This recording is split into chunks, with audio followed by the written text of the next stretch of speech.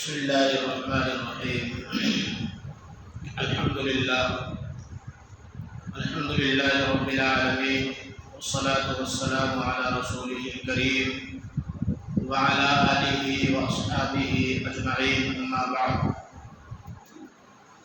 أعوذ بالله من الشيطان الرجيم. بسم الله الرحمن الرحيم.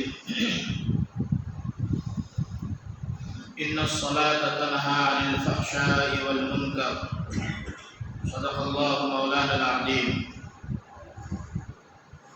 معزز اور مکرم سامعین، پیارے دین بھائیوں اور بزرگوں، میری آواز کو سننے والی پیاری ماؤں اور بہنوں، اللہ تبارک و تعالی نے ہمیں اور آپ کو بڑا خوش نصیب بنایا ہے کہ اس نے ہم سب کو بہت بڑی بڑی عبادتیں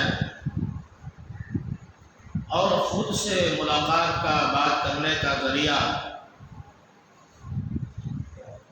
اس میں سب سے بہترین عبادت جس میں ہم ڈائریکٹ اللہ سے بات کر سکتے ہیں، اللہ کو اپنی پریشانی سنا سکتے ہیں، اپنا دکھ درد ہر چیز اللہ تعالیٰ سے کہہ سکتے ہیں، وہ ہے نماز۔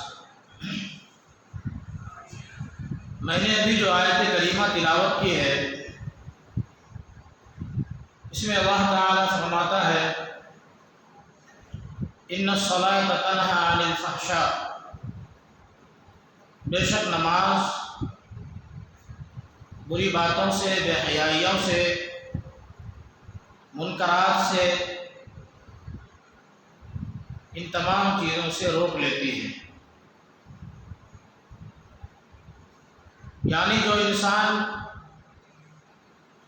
نماز کو آئے گا، نماز پڑھے گا، وہ برائی سے محفوظ رہے گا،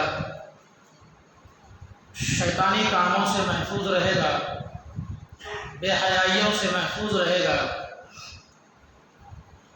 لغو اور بیکار کاموں سے محفوظ رہے گا، بچا رہے گا۔ اللہ تبارک و تعالی نے اگر یہ سجدہ، یہ نماز ہمیں عطا نہ کرتا تو ہم در در کی ٹھوکریں کھاتے پھرتے ہیں۔ شاعر نے کہا ہے یہ ایک سجدہ ہے جسے تو گراں سمجھتا ہے، ہزار سجدے سے دیتا ہے آدمی کو نجات۔ یعنی اگر تو اس سجدے کو نہیں کرتا، اس سجدے کو تو بوجھ محسوس کرتا ہے، گراں محسوس کرتا ہے، بھاری محسوس کرتا ہے، ارے یہی تو وہ سجدہ ہے جو ہزار سجدوں سے، یعنی ہزار جگہ سر ٹیکنے سے، ہزار جگہ منتیں مانگنے سے، ہزار جگہوں پر جا کر مرادیں مانگنے سے، ہزار جگہوں پر جا کر کے دکھ درد بیان کرنے سے، ہزار جگہوں پر جا کر کے دل کا درد بیان کرنے سے، منتیں مانگنے سے بہتر ہے، افضل ہے، اور اللہ کا شکر ہے، کرم ہے کہ اس نے تمہیں ایک سجدہ دے دیا ہے۔ اس ایک سجدے سے تم ہزار جگہ جا کر سجدہ کرنے سے بچ گئے، اور اسی ایک سجدے کو تو گراں سمجھتا ہے، اسی ایک سجدے کو تو بوجھ سمجھتا ہے۔ میرے محترم بزرگوں، اللہ تعالیٰ نے قرآن کریم میں ہمیں اور آپ کو اچھائی کا حکم دیا ہے، ہم دنیا میں کیسے اچھا بن جائیں، اور اس کے بعد جو آنے والی ہمیشہ کی زندگی ہے اس میں ہم کیسے اچھا بن جائیں۔ اللہ تعالیٰ ہم سے محبت کرتے ہیں، وہ ہمیں پریشانی میں دیکھنا نہیں چاہتے، تکلیف میں دیکھنا نہیں چاہتے، پریشانی میں مبتلا نہیں کرنا چاہتے۔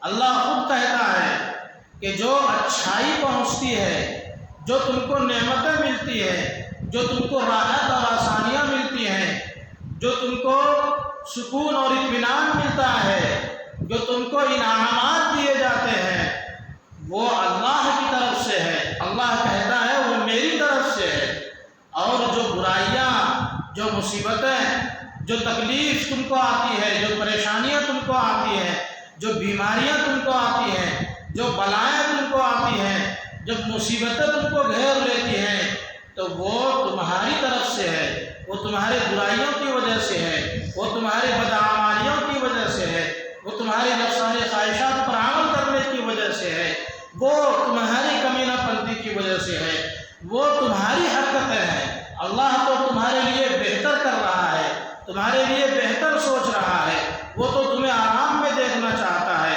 اس کو تمہاری تکلیف ذرہ برابر پسند نہیں ہے، لیکن تم اگر تکلیف کے اندر ہو تو یہ تمہارا کمایا ہوا ہے، یہ تمہاری بد نصیبی ہے، یہ تم گناہ کے اندر پڑے ہوئے ہو، اور تکلیف کو خود تم نے خریدا ہے، مول لیا ہے۔ یہ تکلیف میں اللہ تم کو دیکھنا نہیں چاہتا، اللہ کی طرف سے تکلیف نہیں ہوتی۔ البتہ اللہ آزماتا ضرور ہے، امتحان ضرور لیتا ہے۔ اگر اللہ امتحان لینا چھوڑ دے، آزمانا چھوڑ دے، تو پھر زندگی کا مزہ ہی کیا ہے، پھر انسان کے پیدا کرنے کا مقصد ہی کیا ہے۔ اگر انسان کے اوپر بیماری نہ آئے، آزمائش نہ آئے،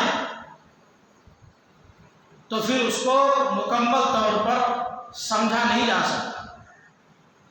ایک انسان اگر سہولت میں ہو، خالی آرام اور نعمت اور راحت اس کو ملے، تکلیف نہ آئے، پریشانی نہ آئے، بیماری نہ آئے، تو اس انسان کو اچھی طریقے سے سمجھا نہیں جا سکتا کہ اس کا مزاج کیسا ہے، اس کا موڈ کیسا ہے۔ تکلیف کے بعد بھی، پریشانی کے بعد بھی وہ سنبھلا رہے۔ وہ انسان جس طریقے سے راحت میں تھا، نعمت میں تھا، پریشانی میں بھی وہ ناشکری نہ کرے، پریشانی میں بھی شکوہ گلا نہ کرے، پریشانی میں بھی وہ زبان سے الٹی سیدھی باتیں نہ کرے، پریشانی میں بھی وہ بد دعا نہ دے، پریشانی میں بھی وہ برا بھلا نہ کہے۔ ایک محبوب اگر کسی سے محبت کرتا ہے تو پریشانی میں بھی اس کا ساتھ دیتا ہے، اور سہولت میں بھی اس کا ساتھ دیتا ہے، وہی اس کا سچا دوست ہوا کرتا ہے۔ اللہ بھی بندوں کو اگر پریشانی دیتا ہے تو اس کے کسی عمل کی وجہ سے، اور پھر اس پریشانی میں بھی، اس مصیبت میں بھی اللہ تعالیٰ کی طرف سے خیر ہوتی ہے، یا تو آزمائش ہوتی ہے۔ اللہ امتحان لیتا ہے کہ اس بندے کو دیکھو، اتنی نعمتیں ہم نے دی تھی، اتنی راحتیں ہم نے دی تھی، اتنی آسانیاں اس کو دی تھی، اور اتنی نعمتیں اس کو دی تھی، اب ہم تھوڑا سا اس کو پریشان کر کے دیکھتے ہیں، تھوڑی سی بیماری نازل کر کے دیکھتے ہیں، تھوڑی سی مشقت ڈال کر دیکھتے ہیں۔ یہ بندہ نعمتوں میں جس طریقے سے تھا، راحتوں میں جس طریقے سے تھا، کیا اب بھی اسی طریقے سے ہے؟ کیا اب بھی وہ ہمارا شکر ادا کر رہا ہے؟ اگر وہ پریشانی میں بھی، بیماری میں بھی اللہ کا شکر ادا کرتا ہے تو اللہ کہتا ہے یہ میرا صحیح بندہ ہے، یہ میرا محبوب ہے، یہ میرا سچا محبت کرنے والا بندہ ہے۔ تو اللہ کی آزمائش ہوتی ہے، اور بعض مرتبہ اللہ چھوٹی چھوٹی پریشانیاں دیتا ہے، اس لیے تاکہ بڑی پریشانی جو آنے والی تھی، یہ چھوٹی پریشانی دے کر اس بڑی پریشانی کو، اس بڑی بلا کو، بڑی مصیبت کو اللہ اس کو ٹال دیتا ہے۔ تو یہ بیماریاں، یہ پریشانیاں، یہ مصیبت و آلام، یہ بیماریوں کا دنیا میں آنا، بلاؤں کا آنا،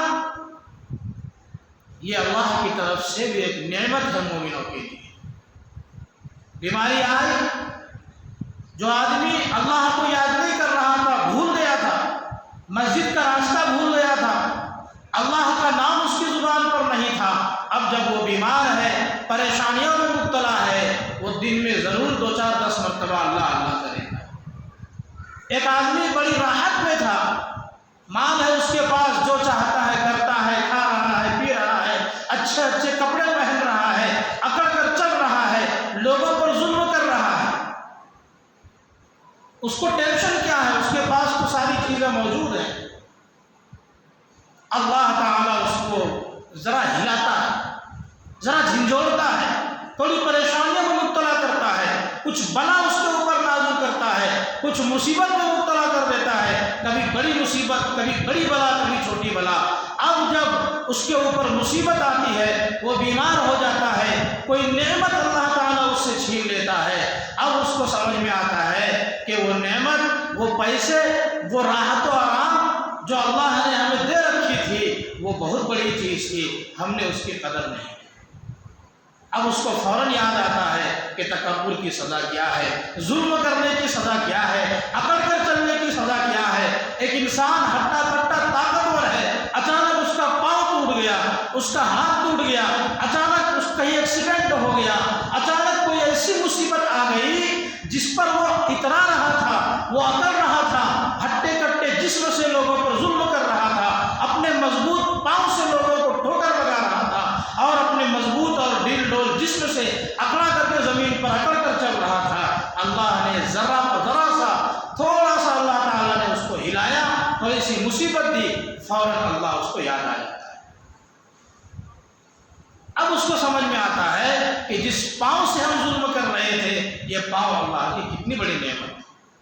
جس مضبوط جسم سے اور جس طاقتور جسم سے ہم اکڑ کر چل رہے تھے، یہ جسم اللہ کی کتنی نعمت کی چیز ہے، اس کو ہم نے سمجھا نہیں۔ جب بیمار ہوتا ہے تب اس کو معلوم ہوتا ہے کہ جب ہم صحت سے تھے، جب ہمارا جسم صحیح تھا، اس وقت ہم بہت کچھ کر سکتے تھے، اس وقت ہم نے کچھ نہیں کیا، افسوس۔ تو اللہ کی مصیبتیں یہ اللہ کی مصلحت پر موقوف ہوتی ہیں۔ اللہ جانتا ہے کس بندے کو کس چیز کی ضرورت ہے، اور مصلحت کے مطابق یا تو وہ مصیبتیں نازل کرتا ہے، پریشانیاں نازل کرتا ہے، آفات اور بلیات نازل کرتا ہے، یا اس کو نعمتیں دیتا ہے۔ کس کو کتنا دینا ہے، کس کو کیا دینا ہے، کس کو کب مصیبت میں مبتلا کرنا ہے، کس کو کیا کرنا ہے، یہ سب اللہ تعالیٰ کو معلوم ہے، اور اللہ تعالیٰ اپنی حکمت سے، اپنی مصلحت سے جس بندے کے ساتھ جو چاہتا ہے معاملہ کرتا ہے۔ ہم اور آپ بعض اوقات دیکھتے ہیں اللہ کی نافرمانی کرنے والا، اللہ کو گالی دینے والا، اللہ تعالیٰ کے ساتھ بدتمیزی کرنے والا، اللہ کے ساتھ شرک کرنے والا، اللہ کا انکار کرنے والا۔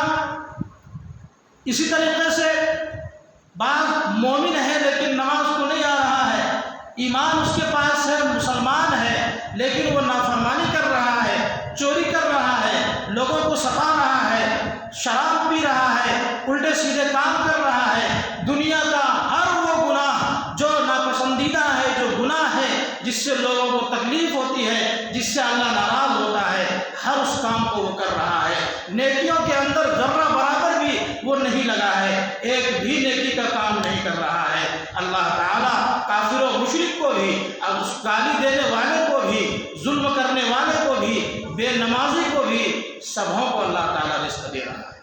اور بعض مرتبہ نافرمان کفار و مشرکین نعمتوں میں ہیں، راحتوں میں ہیں، اللہ نے اس کو خوب دنیاوی ترقی دی ہے۔ اب جب ہم دیکھتے ہیں تو بڑا تعجب ہوتا ہے کہ ایک شخص جو نماز پڑھ رہا ہے، اللہ سے ڈرتے ہوئے ہر کام کو کر رہا ہے، آخرت کے کاموں میں، شریعت کے کاموں میں لگا ہوا ہے، اللہ رسول کی ذرہ برابر نافرمانی نہیں کر رہا ہے، ہر وقت اللہ کی اطاعت میں زندگی گزار رہا ہے، اور پھر بھی اللہ اس کو پریشانی دے رہا ہے۔ اور دوسری طرف جو نافرمان ہے، اللہ اس کو رزق پہ رزق دے رہا ہے۔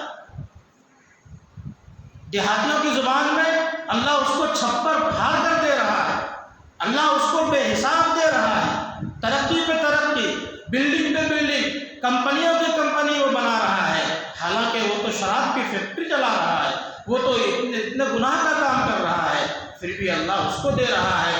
ہم نماز پڑھتے ہیں، ہم کو نہیں دے رہا۔ تو میں نے جیسا کہ پہلے کہا کہ یہ اللہ کی مصلحت ہوتی ہے، کس کو کتنا دینا ہے، کس سے چھیننا ہے، کس کو بیماری میں مبتلا کرنا ہے، یہ سب اللہ تعالیٰ نے اپنے پاس رکھا ہے، کسی انسان کو نہیں دیا، کسی نبی کو بھی نہیں دیا، اس کا اختیار کسی کو نہیں دیا۔ لیکن اللہ کے ہر کام میں مصلحت ہوتی ہے، اور مومن چاہے راحت میں رہے چاہے آرام میں رہے، مومن کے لیے ہر حالت اللہ تعالیٰ کی طرف سے رحمت ہے۔ تو پھر ہمیں گھبرانے کی کیا ضرورت ہے؟ ہمیں پریشان ہونے کی کیا ضرورت ہے؟ جب سب کچھ اللہ کے پاس ہے تو ہمیں اللہ کا کام کرنا چاہیے، ہمیں اللہ کا ہو جانا چاہیے، ہمیں اللہ کی بندگی کرنی چاہیے، اللہ کی عبادت کرنی چاہیے۔ اگر ہم اللہ کی عبادت کریں، اس کی بندگی کریں، اگر اللہ ہمارا ہو گیا تو پھر ہم اللہ کے ہو گئے، اللہ ہمارا ہو گیا تو دنیا آخرت کی بگڑی بن گئی، کام سنور گیا۔ تو میں نے جو آیت کریمہ تلاوت کی ہے اس کا خلاصہ میں نے آپ کے سامنے پیش کر دیا کہ ہمیں کیا کرنا ہے، ہر حال میں اللہ کے در کو پکڑے رکھنا ہے۔ آپ صلی اللہ علیہ وسلم پر جب کوئی پریشانی آتی یا آپ کے زمانے میں دنیا کے اندر حالات بگڑ جاتے، آندھیاں آتی، طوفان، اسی طریقے سے کوئی زلزلہ، اسی طریقے سے بہت زبردست کوئی بلا، کوئی مصیبت، تو آپ صلی اللہ علیہ وسلم فوراً مسجد کا رخ کر لیتے، فوراً سجدہ ریز ہو جاتے، سجدے میں ڈوب جاتے۔ کیوں؟ یہ مصیبتیں اللہ ہی کی طرف سے ہیں اور اللہ ہی اس کو ختم بھی کر سکتا ہے۔ مومن کو بھی حکم دیا گیا کہ ہر حال میں اللہ کو یاد رکھنا ہے، ہر حال میں نماز کے دامن کو تھامے رکھنا ہے۔ یا ایھا الذین آمنوا استعینوا بالصبر والصلاۃ، اے لوگو، اے ایمان والو، اللہ ہم سے اور آپ سے مخاطب ہے، ہم کو اور آپ کو سب کو کہہ رہا ہے، ایمان والوں کو کہہ رہا ہے، اے ایمان والو استعینوا بالصبر والصلاۃ، تم مدد حاصل کرو صبر کے ذریعے سے اور نماز کے ذریعے سے۔ اللہ نے خود یہاں اشارہ کر دیا، صبر کب کرے گا؟ جب تمہارے اوپر کوئی مصیبت آئے، کوئی پریشانی آئے گی، جب پریشانی آ جائے، مصیبت آ جائے، اس وقت تم صبر کرو، اور صبر کے ساتھ فوراً کہا کہ نماز کی طرف دوڑ جاؤ، بالصبر والصلاۃ، فوراً نماز کی طرف جاؤ۔ ساتھ ساتھ کہا صبر اور صلاۃ، صبر حاصل کرو، صبر کے ذریعے سے مدد طلب کرو، صبر اختیار کرو، اپنی زبان پر شکوہ شکایت نہ لاؤ کہ ہم نے اللہ کا کیا بگاڑ دیا، اللہ کو ہم ہی کو مصیبت دینا تھا، دنیا میں اتنے کافر و مشرک ہیں، دنیا میں اتنے نافرمان ہیں، اللہ اس کو مصیبت نہ دے کر کے ان سب کو چھوڑ کر ہم ہی کو مبتلا کر دیا۔ یہ شکوہ شکایت نہ کرو، بلکہ نماز پڑھو، نماز کے ذریعے مدد طلب کرو، اللہ کی مدد نماز کے اندر۔ اور یہ تو مصیبت کی حالت ہے، ہم بہت راحت و آرام میں ہیں، بہت اطمینان سے ہیں، اللہ کی نعمتیں خوب کھا رہے ہیں، پی رہے ہیں، اس وقت آپ صلی اللہ علیہ وسلم نے فرمایا کہ جو شخص صحیح سالم، بیمار نہ ہو، پریشان مسافر نہ ہو، بالکل صحیح سالم ہو، تندرست ہو، نماز تو ہر حال میں فرض ہے، بیماروں پر بھی، مسافروں پر بھی، لیکن جو شخص صحیح سالم ہے اور جان بوجھ کر نماز کو چھوڑ دیا، ایک ہے کہ بیمار ہے، بیماری زیادہ ہے، بیماری میں کسی طریقے سے نماز نکل گئی، خود تو دل کے اندر ہے کہ نماز پڑھنا ہے، لیکن بیمار ہے، مجبور ہے، اٹھ بیٹھ نہیں پا رہا ہے، اس حالت میں بھی اگر نماز پڑھ رہا ہے، نماز تو فرض ہے، پڑھ رہا ہے تو بڑی اچھی بات ہے، پڑھنا بھی چاہیے۔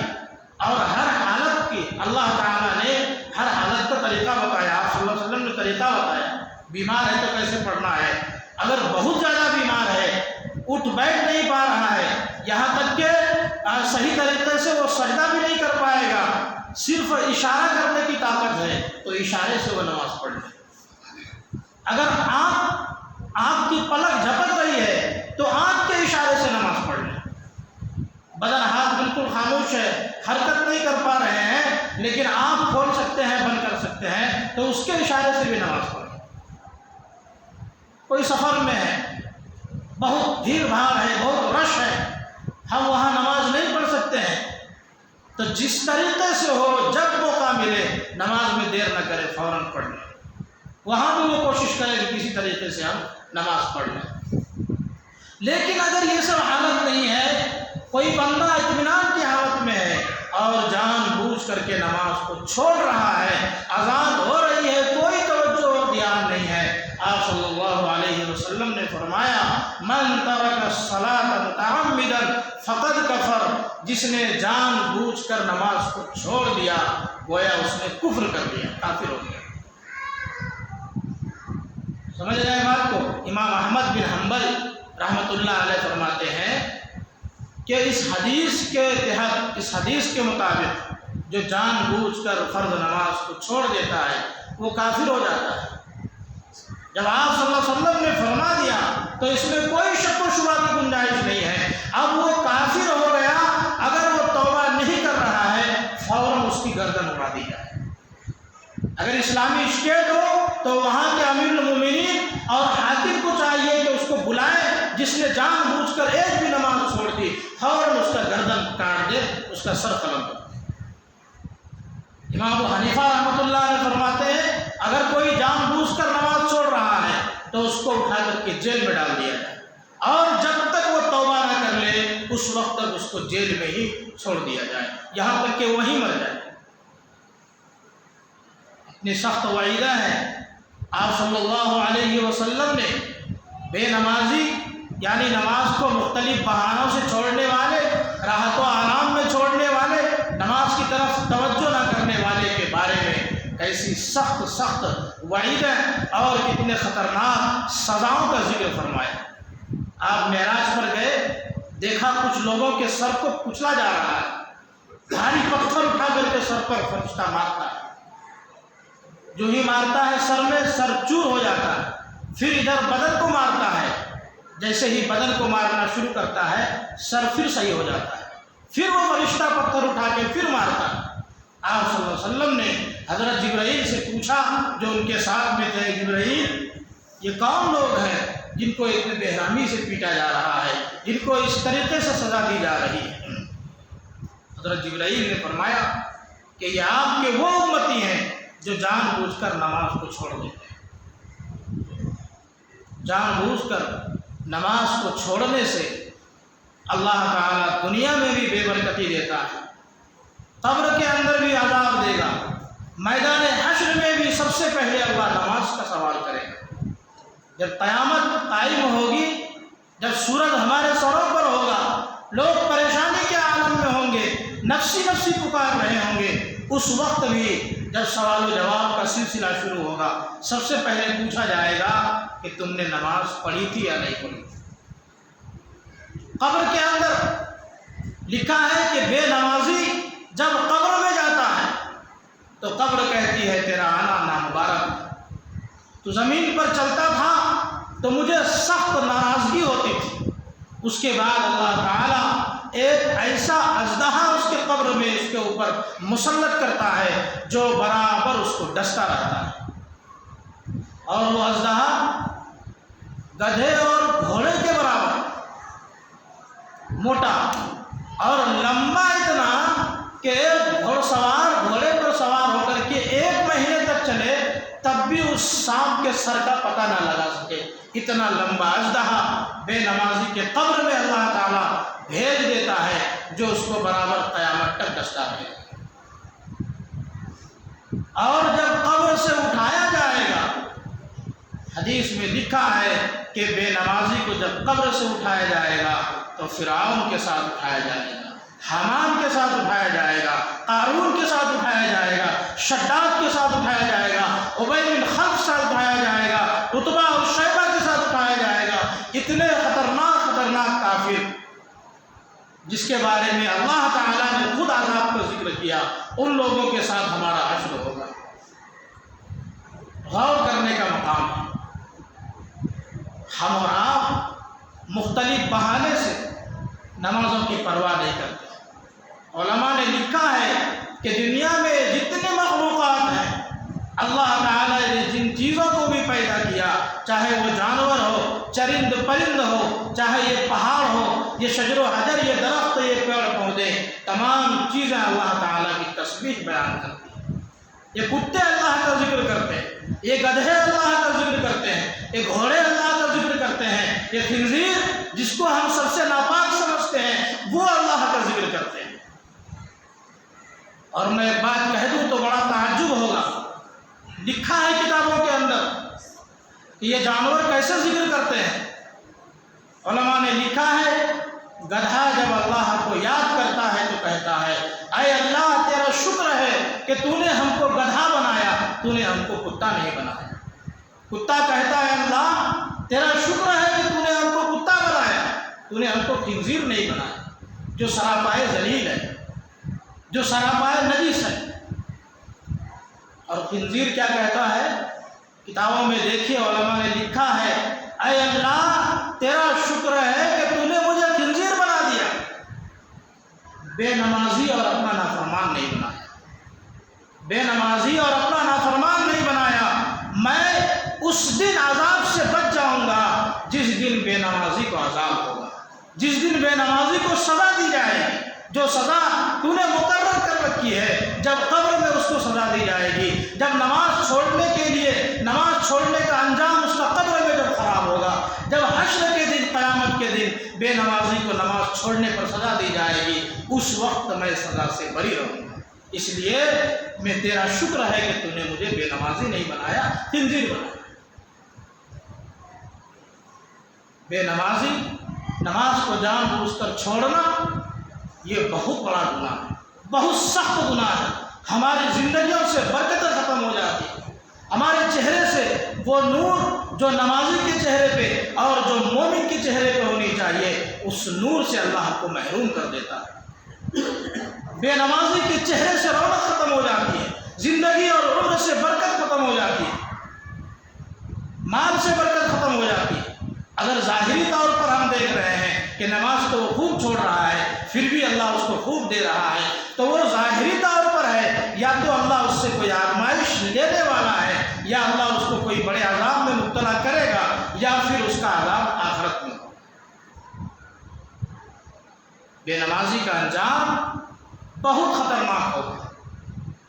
और जो शख्स नमाज का फ़िक्र करता है, नमाज की फ़िक्र करता है, उसका ख्याल रखता है, नमाज़ों को पाबंदी से पढ़ता है, तो फिर दुनिया में ज़िंदगी में भी बरकत है, चेहरे में भी नूर है, उम्र में भी बरकत है, उसकी औलाद भी फर्माबरदार होगी। जब कब्र में जाएगा तो कब्र की मिट्टी, कब्र की ज़मीन कहेगी, ऐ नमाजी आजा, तेरा आना मुबारक हो, मैं तेरे लिए इंतज़ार में बैठी थी। जब कब्र के अंदर नमाजी को दफन किया जाता है, वो कब्र कहती है, ऐ नमाजी तू देख, जब ज़मीन पर तू नमाज पढ़ता था मुझे बहुत खुशी होती थी, देख आज मैं तेरे साथ क्या सुलह करती हूँ, मैं तुझे क्या बदला देती हूँ। चुनांच कब्र की मिट्टी ता हद्दे निगाह, जहाँ तक उसकी नज़र जाती है वहाँ तक कुशादा हो जाती है, कब्र खुल जाती है। अल्लाह कहता है आराम से सो जा, तुझे कोई जगाने वाला नहीं है, तू दुल्हन की तरह आराम से सो, जब क़यामत का दिन होगा उस दिन तुझे मैं खुद जगाऊंगा। हश्र के अंदर सोचिए, बाद उलमा ने लिखा है कि फ़िरऔन का जिस तरीके से हश्र होगा, अगर कोई हाकिम है और नमाज छोड़ रहा है तो उसी फ़िरऔन की तरह उसको भी उठाया जाए। अगर कोई ताजिर है और नमाज को छोड़ रहा है तो जो उस ज़माने में ताजिर था, उतबा शैबा वगैरह, उसी तरीके से उसको भी कब्र से उठाया जाए। यानी जो काफिर जिस लाइन में था और जो जितना बड़ा काफिर था, अल्लाह ने उसको काफिर कहा, उसके लिए अजाब का जिक्र किया। आप सल्लल्लाहु अलैहि वसल्लम ने उसको ज़बरदस्त काफिर कहा, उसके लिए सजाओं का जिक्र किया, किसी को बद्दुआ अपनी ज़िंदगी में दे दी। उन काफिरों के साथ उन लोगों का हश्र होगा जो नमाज को छोड़ रहे हैं। इससे बड़ी बात और क्या हो सकती है। आज हमारे पास हर चीज़ के लिए वक्त है, लेकिन नमाज के लिए हमें वक्त निकालना मुश्किल हो रहा है। हम अल्लाह की तरफ नहीं बढ़ पा रहे हैं। अल्लाह कहता है बंदे तू एक बालिश तो मेरे साथ मेरे पास आ जा, तो एक बालिश तो मेरी तरफ चल, मैं तेरी तरफ एक हाथ चलूँगा, और अगर तू एक हाथ एक कदम चलेगा मैं तेरी तरफ 10 हाथ 10 कदम चल करके जाऊँगा। तू मेरा हो करके देख मैं तेरा कैसे हो जाता हूँ। मन कान लिल्लाहि कान अल्लाहु लहू, जो अल्लाह का हो जाता है अल्लाह खुद उसी का हो जाता है। अल्लाह जिसका हो गया उसका क्या हो सकता है, कौन क्या बिगाड़ सकता है, उसकी दुनिया भी कामयाब और आखिरत भी कामयाब। इसलिए हमें और आपको अल्लाह की तरफ बढ़ना है। हर चीज़ के लिए हम वक्त निकाल रहे हैं। अगर हमारे पास नमाज के लिए वक्त नहीं है, हमारा ईमान हमें मस्जिद तक नहीं ला पा रहा है, तो समझ लीजिए कि अल्लाह ताला फिर उसके नज़दीक जानवर हमसे बेहतर है। कम से कम जानवर जो अल्लाह की तारीफ़ और तस्बीह कर रहे हैं वो हमसे बेहतर है। ہمیں اور آپ کو اس کی سزا ملے گی، نماز چھوڑنے کی بہت زبردست سزا ہے۔ اور ایسا نہیں ہے کہ نہا کر کے دھو کے پاک ہو کے صاف ہو کے جمعہ میں جس طرح آتے ہیں اسی طرح ہر نماز کو پڑھنا ضروری ہے۔ آپ پاک ہیں، وضو کیجئے، مسجد میں آئیے۔ اگر مسجد میں نہیں آ پا رہے ہیں، بیمار ہے، کوئی مجبوری ہے یا وقت ختم ہونے کو ہے، وضو بنائیے، گھر میں آپ جلدی سے نماز پڑھ لیجیے۔ نماز کی فکر آپ کے اور ہمارے دلوں میں ہونی چاہیے۔ اللہ دیکھنا چاہتا ہے، اللہ بار بار پکارتا ہے۔ ایک شخص نماز کو نہیں آ رہا ہے پھر بھی اللہ کو کروا رہا ہے۔ ایسا نظام اللہ نے بنایا ہے کہ قیامت تک اللہ تعالیٰ 5 بار مومن کو یاد دلائے گا، اے میرے بندے آ جا۔ پھر جب ظہر میں نہیں آئے گا، عصر میں کہے گا، اے بندے آ جا۔ عصر میں بھی نہیں آ پایا، مغرب میں آ جا، عشاء میں آ جا، نہیں آیا تو بار بار اللہ تعالیٰ یاد دلاتا ہے۔ ہم ایک بار کسی سے کچھ مانگتے ہیں، اگر نہیں دیتا ہے 2 بار 3 بار پھر اس سے ناراض ہو جاتے ہیں، لیکن اللہ ہم سے ناراض نہیں ہوتا۔ اللہ خوب ہم سے محبت کرتا ہے، 70 ماہ سے زیادہ پیار کرتا ہے۔ اللہ بار بار کہتا ہے، اے بندے کیوں تو غفلت میں ہے، آ جا۔ جب اللہ کی مکمل وہ نافرمانی میں اتر جاتا ہے اور اللہ کے یاد دلانے پر بھی وہ بندہ مکمل طور پر وہ سویا ہوا اور غفلت میں ہے، تب پھر اللہ تعالیٰ اس کے پیشانی پر مہر لگا دیتا ہے۔ پھر کل قیامت کے دن جب دنیا میں اس کو خوب مہلت دیا، خوب سمجھایا گیا، نہیں سمجھا تو پھر اس کا معاملہ بڑا خراب ہے۔ نماز چھوڑنے کا جو عذاب ہے وہ عذاب قاعدہ اور قانون ہے اللہ کا، اتنا عذاب تو اللہ دے گا ہی دے گا۔ اگر اللہ اپنی طرف سے کسی کو معاف کر دے تو وہ اس کی بات ہے، وہ اللہ کا رحم و کرم ہے۔ اگر ہیلمٹ پہن کر کے ہم ٹریفک پر نہ جائیں تو قانون اور ضابطہ ہے کہ آپ کو فیس دینی پڑے گی، آپ کو چالان کٹوانا پڑے گا، لیکن اگر کسی طرح وہ چھوڑ دیا تو پھر وہ اس کا رحم و کرم ہے۔ اسی طرح اللہ کا ضابطہ ہے، نماز چھوڑنے پر سزا ملے گی، جہنم میں جلنا پڑے گا، جو عذاب ہے وہ عذاب اللہ ہمیں دے گا، لیکن اگر کسی طریقے سے چھوڑ دیا تو وہ اس کی مرضی ہے۔ لیکن ہم اسی کو بہانہ بنا کر کے کہ اللہ تو ہمیں معاف کر ہی دے گا اور نماز کو چھوڑتے رہیں، تو یہ ہمارے لیے سب سے بڑی بدبختی ہے، یہ ہمارے لیے بڑی خسارے کی بات ہے اور بڑی ذلت و رسوائی کی بات ہے۔ اللہ نہ کرے کہ نماز چھوڑنے پر جو وعید اور جو سزا اللہ نے ذکر کیا وہ دنیا ہی میں ہمیں اس میں مبتلا کر دے۔ اللہ اس سے ہم سب کی حفاظت فرمائے۔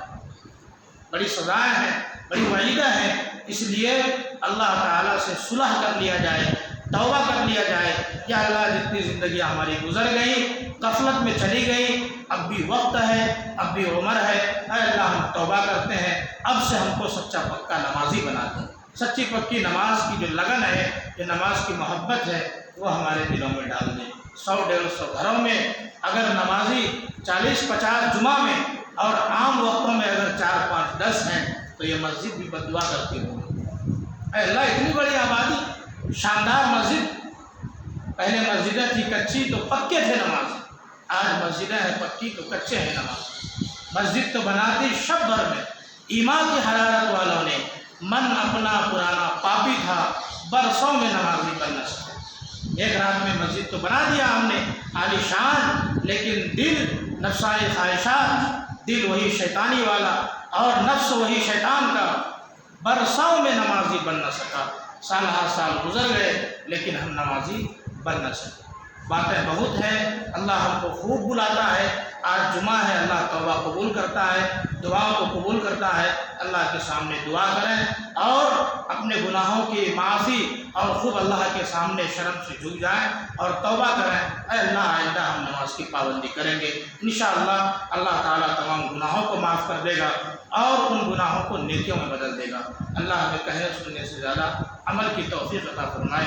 وما علینا الا البلاغ۔ السلام علیکم ورحمۃ اللہ۔